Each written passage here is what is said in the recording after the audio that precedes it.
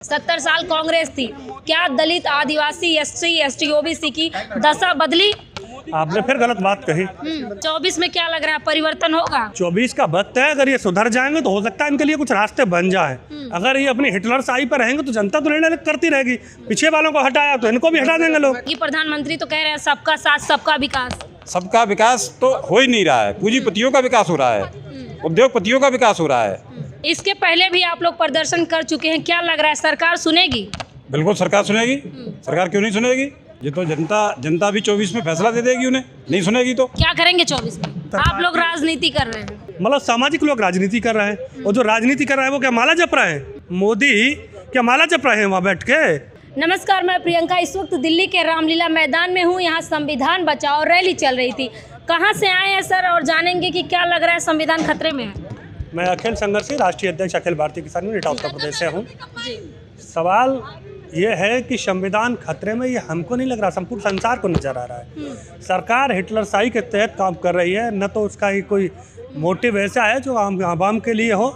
सरकार पूरे देश को अपने तरीके से चलाना चाह रही है। मुट्ठी भर पूंजीपति उद्योगपतियों के हक में सरकार निरंतर निर्णय ले रही है, चाहे वो कामगार मजदूर हों, किसान हो, नौजवान हो, दलित पिछड़े समाज के लोग हों। सरकार उनका उत्पीड़न करने पर तुली हुई है। निश्चित रूप से आज इस संविधान बचाओ रैली से ये संदेश जाता है पूरे देश में। आज रामलीला के मैदान में बड़ी संख्या में भारतवर्ष के कोने कोने से आए लोग यहाँ एकत्रित हुए थे, और सबने एक संदेश देने की कोशिश की है कि सरकार आम आवाम के हकों को ध्यान में रखते हुए जैसा देश चाहता है वैसी सरकार चलनी चाहिए, न कि सरकार चाहे वैसा देश चले। तो क्या देश के मुताबिक सरकारें नहीं चल रही हैं? नहीं, अगर ऐसा होता है तो देश के आवाम के हिसाब से अगर सरकारें चल रही होती, मुट्ठी भर पूंजीपति उद्योगपतियों के हक को ध्यान में रखते हुए न चल रही होती, तो आज आवाम क्यों आंदोलित होता है, क्यों सड़कों पर होता है, क्यों लोग हजारों लाखों रुपए खर्च करके यहाँ तक आते, क्यों समय बर्बाद करते? कहीं ना कहीं आप लोग राजनीति कर रहे हैं, मतलब सामाजिक लोग राजनीति कर रहे हैं, और जो राजनीति कर रहा है वो क्या माला जप रहे हैं? मोदी क्या माला जप रहे हैं वहाँ बैठ के?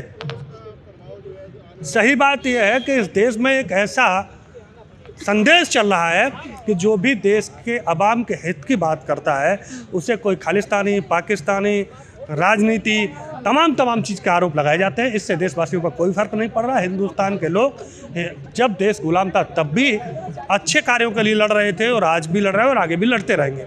लड़ने वालों की यहाँ ना कमी कल थी, ना आज है, और ना आगे रहेगी। कैसे लड़ेंगे आप जब आप कह रहे हैं कि संविधान ही खतरे में है? लोकतंत्र इस देश में देश के तमाम शहीदों के शहादत के बाद लागू हुआ। देश में राजतंत्र था, राजतंत्र से अंग्रेजों के हाथ में देश की सरकार सत्ता गई।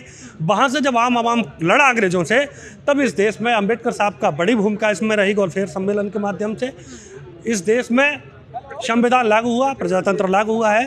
तो प्रजातंत्र में बिना प्रजा की मर्जी के तंत्र कार्य करेगा तो उसको दुरुस्त करने के लिए कौन आएगा? उसके कान पकड़ कर कौन बताएगा कि तुम गलती कर रहे हो, उसका सुधार करिए?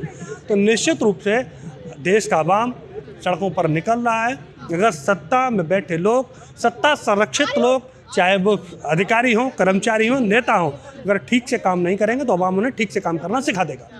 इसके पहले भी आप लोग प्रदर्शन कर चुके हैं, क्या लग रहा है सरकार सुनेगी? बिल्कुल सरकार सुनेगी। सरकार क्यों नहीं सुनेगी?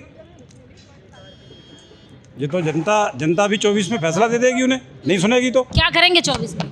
24 में उनके खिलाफ सारा देश चला जाएगा। उनके खिलाफ तो जनता पूरी चली जाएगी। ओबीसी हो, चाहे एससी हो, एसटी हो, सारी जातियाँ एक तरफ चली जाएंगी, किसी के साथ जा।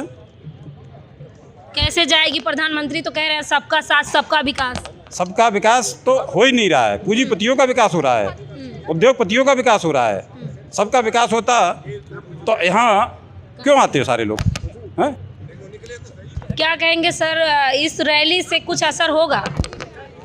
सही बात यह है कि जो भी आंदोलन, धरना, प्रदर्शन, सबके जब प्रदर्शन होते हैं, जब प्रश्न उठते हैं तो सरकार को उससे सबक लेना चाहिए, सुधार करना चाहिए। आपको कब लगा कि संविधान खतरे में है? भाई आज ही आपने देखा, सब बैठक चल रही थी, देश आज़ाद है, लोकतंत्र यहाँ लागू है। आज़ाद भारत में भारत के नागरिक अपनी बैठक नहीं कर सकते। यहाँ मोदी के द्वारा भेजे गए पुलिसकर्मी आकर के मंच को बंद करा देते हैं, माइक को बंद करा देते हैं। देश आज़ाद है क्या? आज़ाद आप किसे कहेंगे? जब आज़ाद भारत में आज़ाद नागरिक अपने लोकतांत्रिक तरीके से अपनी बात को भी नहीं रख सकता, मंच बीच में बंद करा दिया जाता है, कौन सा तरीका भाई? फिर भी संविधान आपको खतरे में नज़र नहीं आ रहा, तो निश्चित रूप से आप सबको और देशवासियों को समझना चाहिए। यही तरीके हैं जिससे हमें समझने की ज़रूरत है कि संविधान कैसे खतरे में। क्या लग रहा है कि SC ST OBC समाज जो है अब बदल रहा है, जागरूक हो रहा है? ये सवाल नहीं है, सवाल ये है कि जिसका जहाँ उत्पीड़न होगा वो उससे बदला लेने के लिए कहीं ना कहीं निर्णय ले सकता है, अलग बात है। लेकिन जो सत्ता में उसे ये तय करना चाहिए कि हम आखिर इन्हें क्यों बात कर रहे हैं कि ये डिसीजन हमारे खिलाफ लें। अगर आज इस मंच से ये घोषणा न की गई होती कि प्रधानमंत्री गृह मंत्री के आवास का घेराव करेंगे, तो क्या ये मंच फिर चला होता? ये तो पुलिस ने 2 घंटे पहले ही लाठी से बंद कर दिया था। आप सब गवाह हैं, पूरी मीडिया इस गवाह है। प्रदर्शन को पुलिस के द्वारा रोका गया। बिल्कुल, सबने देखा। वो तो अगर ये माहौल दूसरे टाइप का ना बना होता तो निश्चित रूप से ये आज कार्यक्रम पूरा होता ही नहीं। तो तय ये है इस देश में कि जहाँ जहाँ लोगों की आवाज़ उठाने की बात होती है वहीं आवाज़ को दबाया जाता है। आप कह रहे हैं कि संविधान खतरे में है और दूसरी तरफ संविधान की बदौलत ही आप लोग विरोध प्रदर्शन कर पा रहे हैं। ये कोई सवाल नहीं है। इस देश में जब संविधान लागू नहीं था, अंग्रेजों की सरकार थी, तब क्या इस देश के लोग विरोध प्रदर्शन आंदोलन नहीं कर रहे थे? उस समय शहादतें नहीं दे रहे थे? यह भी एक गलत माहौल बनाया जाता है। इस देश की लोगों की वजह से इस देश में संविधान लागू हुआ और हमें जो अधिकार मिले हैं और जो अधिकार और चाहिए उनके लिए निरंतर लोग लड़ने वाले थे, हैं और रहेंगे। इसका क्या सवाल है कि संविधान की वजह से?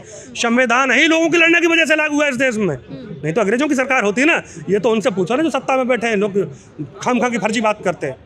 यानी तमीज नहीं है कि देश के तमाम नौजवान, किसान, मजदूर के बलिदान की वजह से आज देश आज़ाद है और वो प्रधान से लेकर प्रधानमंत्री तक बने बैठे हैं इस देश में और मौज ले रहे हैं। निश्चित रूप से लोगों को उनके अधिकार देने के लिए उन्हें आगे आना चाहिए।